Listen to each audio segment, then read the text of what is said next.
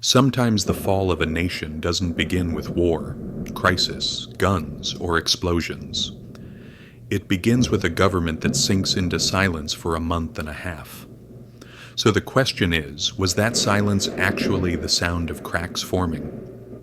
The US federal government didn't shut down for a day, not for a week, not even for a month, but for 43 days. The longest closure in its history. And why? Because one of the world's most powerful countries couldn't agree on a budget to keep its own economic system running.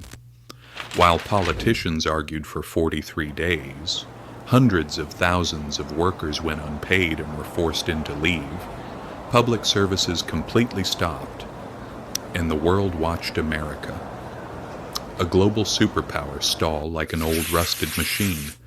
A month and a half later, the government reopened with a temporary deal. But let me highlight that word, temporary, because the real problem was never solved. And there's a truth no one talks about, or chooses to ignore. A nation may not collapse on the day it falls, but when people lose their trust, its end becomes inevitable. As I mentioned in a previous video, Rome didn't collapse because of barbarian invasions.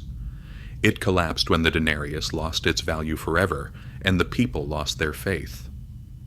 Is the US not experiencing today what Rome once lived through, if even the world's superpower struggles to keep itself standing? You should ask yourself, if a country cannot finance itself, how long can its power carry it? How long can its money survive?